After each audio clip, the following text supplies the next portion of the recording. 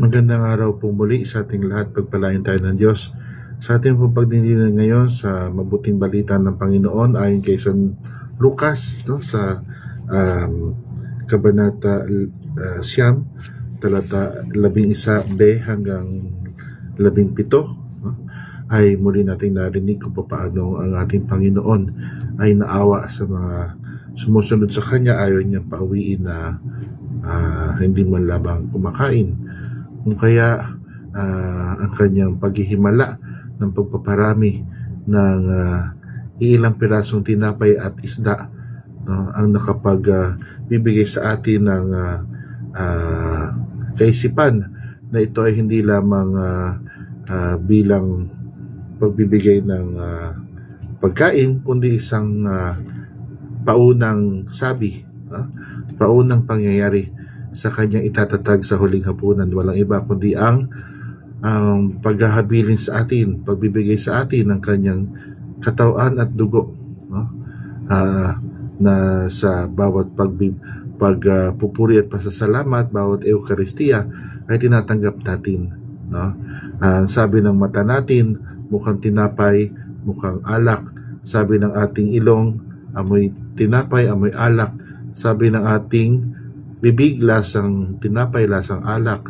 Sabi ng ating kamay, ang texture ay pang tinapay at pang alak, likido at solido, Ngunit sinasabi ng ating pandinig, ng ating tinatanggap ay si Kristo. Kaya kapag sinabi sa atin ang katawan ni Kristo, ang dugo ni Kristo, ang sinasabi natin amen, na ito ay isang pampalakas ng ating katawan, Nakaiba ito sa ordinaryong pagkain, sapagkat halimbawa kumain tayo ng ampalaya, hindi tayo nagiging ampalaya, O di kaya kapag kumain tayo ng manok, hindi tayo nagiging manok.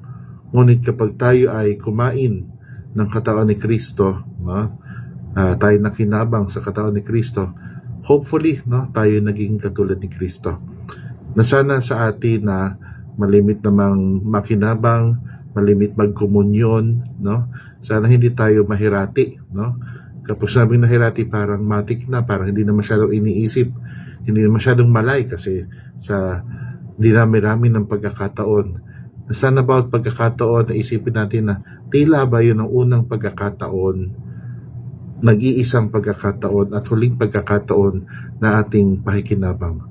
Na sana ito din ay maging makapagpaisip sa atin na tayo ay katawan ni Kristo, ang buong simbahan, ang ibig sabihin mula sa mga trigo, ay tayo ay ginagawang tinapay, na upang tayo maging tinapay, kinakailangan maging mapagpakumbaba kung paano trigo ay binabayo, at minamasa, ganun din ang ubas upang maging alak, kinakailangan talagang mayurakan, kumbaga.